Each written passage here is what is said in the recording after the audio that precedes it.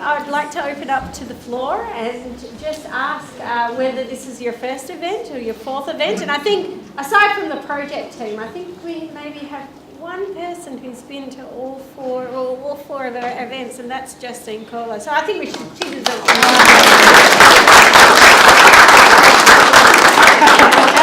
a CEO nonetheless of Rise. So thank you so much for your support. We do have good food coming up. So would anybody like to share, or Justine, would you like to share maybe something about? We are one of the organisations who started the trainee director programme, which we shamelessly lifted directly from Swancare, texted out their name and put Rise on top. So that's great. We encourage any organisation to do it. We've also had the privilege of working with Brett, Orla, Alice and Samantha, who we've either met and or had on our boards, and we were one of the organisations who said, what are we doing right or wrong? And they have all been astonishing. So it's just, you're not just about Twitter. It's great, you do have it. And we've kind of learned that, learned that we might get excited by young people because we think they know how to tweet, but in fact there's 99% of the rest of the stuff they're doing as well. So it's been great. Anybody else? Yeah, Irene? I'd like to make a comment. I'm actually from a coal background, and I'm delighted to see younger leaders in this sector, because my grandfather was 93 when he died, and he died in his own home surrounded by his family. And I think that this program links in that the only difference between a younger person and myself is that I'm getting there first. We are all going to age, and it's something that our community needs to recognise and be involved, and we need the younger generation to be involved. You've all got parents, you've got grandparents, and this isolation and aged care being the way it is, and I've been around in aged care for many, many years, was very foreign to me, and I didn't like it, and I still don't. And I think once we bring the younger generation and the older generation together, it is very beneficial for everybody, and we'll get rid of this feeling when people have to put their loved ones into a residential care facility, this terrible guilt. So we need the younger generation to be involved, because as I say, we will all age. There's no, taxes and ageing is a sure thing. So we need to be involved, and we need to encourage the younger people to work in the aged care sector for a period of time if that's what they want. It's very, very important. So I think it's congratulations to this program. I think this is fantastic. Thanks very much.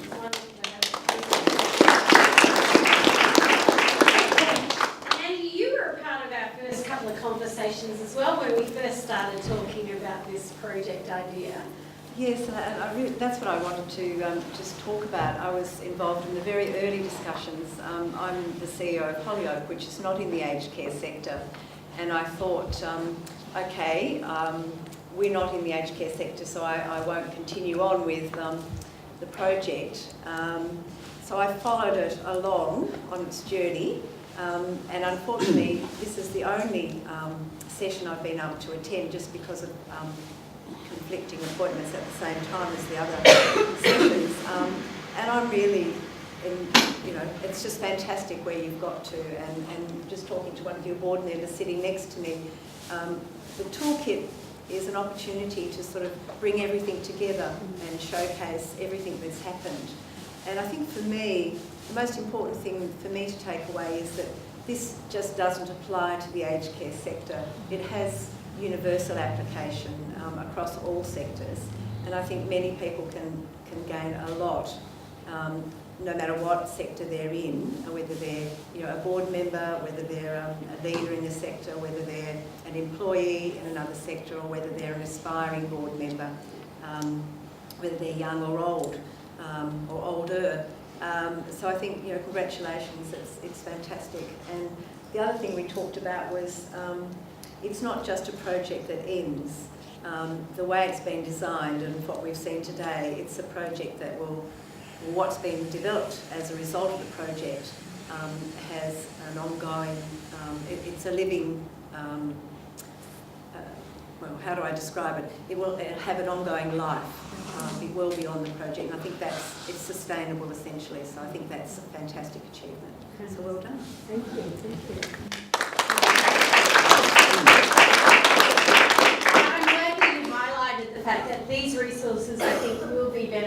into many different sectors, not just aged care.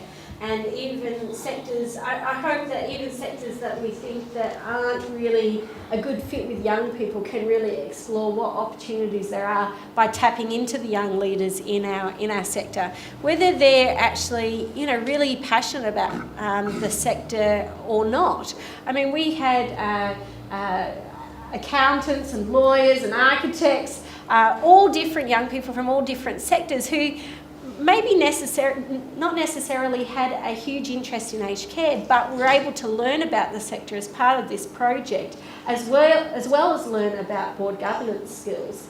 And you get to be enlightened about, a different part of our community. And as Samantha said, many of us do have really strong connections with our grandparents. So it does really hit home to us that this is an issue for us as well, that we have to think about too, because it affects people that are we are really close to. Anybody else? Yeah, go for it. Samantha, I'll just say that coming into this and marketing myself as a potential board member was something that I had not really considered before, and I thought it was quite a scary prospect.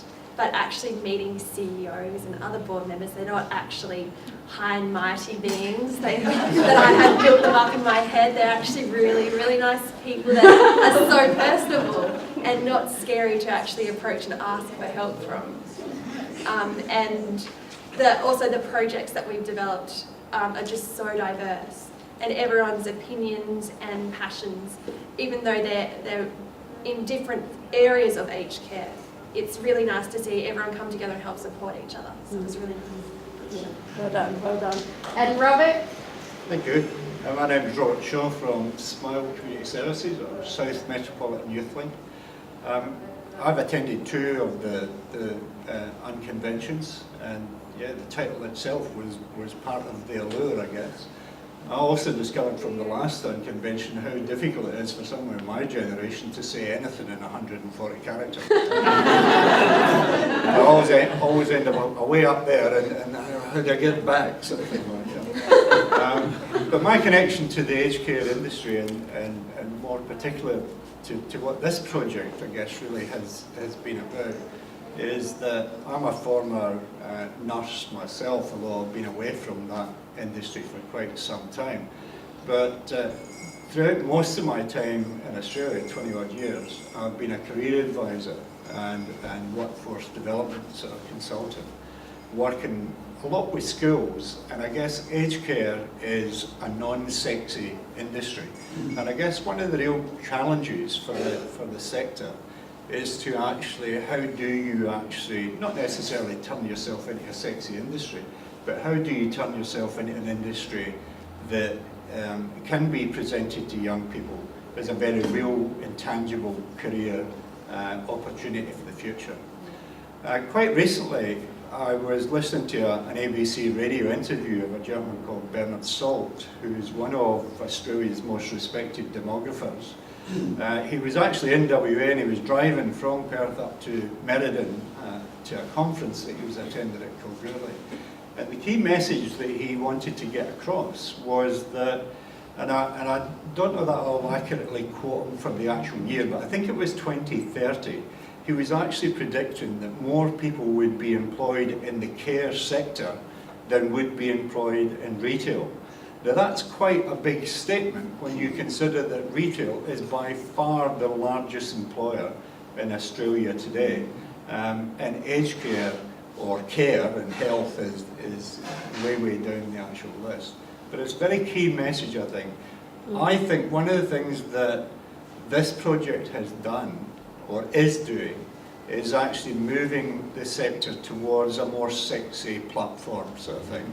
And I think a lot of that, I'm really looking forward to looking into the toolkit as to how that could be used within schools and within career development to actually raise not only the profile, but also to raise the likelihood that young people will see aged care as a sector that they may wish to aspire to. So, and finally, can I just say that the presentations, both at this convention and the previous one that I did attend, from the young leaders have been absolutely astounding. They really have been incredible.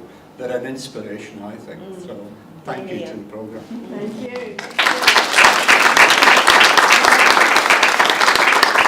And lastly, John? Yes, I was just recalling a statement many of you heard by Mark Twain, and he said, when I was 18, I thought my father was a little bit simple. By the time I turned 25, I was surprised how much he'd learned in the last 7 years. And I think that really is important because, you know, there is that age difference is nothing. At least I hope so. And you know, I think the whole basis of this thing has really been about that young people, you know, really are the driving force for our community now, and that's great. And that's a lovely note to finish up on. And, you know, I just want to thank you for supporting this project. Myself personally, it's been a wonderful project for me to work on. I have a really fantastic project team behind me that help facilitate these events. So I just really want to acknowledge Dr. Nikki Howe, James Lawton, Dr. Lucy Morris, who unfortunately can't make it today, and Kylie Richardson, who's helped us in our endeavours at Baptist Care. I want to thank the people who have come here with a passion and been involved in our unconventions to our young leaders. We do hope that this project will go on, and we'd love to run, you know, at least another young leaders program next year. We will be looking for sponsorship, so if you have any ideas around that, we'd like to be involved in helping organise this project. Next year, we'd love to have you involved, and please let me know as we start discussions after this whole project finishes. And I'd really like for you to, as I said before, become advocates for young people. And I think that's one of the things that Dr. Nikki Howe has just so elegantly done throughout this project. She's become an advocate for young people, and she's been willing to put herself out there in a sector that hadn't really considered young people as leaders in their sector. And for that, we really thank you. And it's just a wonderful example for us all to follow upon. So I hope you go out there and become advocates in your own industries and sectors and organisations as well for the young people. We've got outstanding young people who have been part of this project, so they're worth advocating for, I think. So please join me in celebrating over morning tea the successful launch of this online toolkit, and thank you very much for your assistance. But wait, today. there's more. Look, thank you for those kind words. I think the Governor said it very eloquently this morning, and I don't want to, try and do better than him. But without you, Alicia, I think that this wouldn't have been what it was. So my heartfelt thanks for everything that you've done, and I know that I speak on behalf of the other organisations. You are an exceptional, amazing young woman, young leader. And during the process, Alicia gave birth to another young leader. In the other room. Yeah. Oh, my goodness me. So what an amazing person. So thank you very much. Thank you.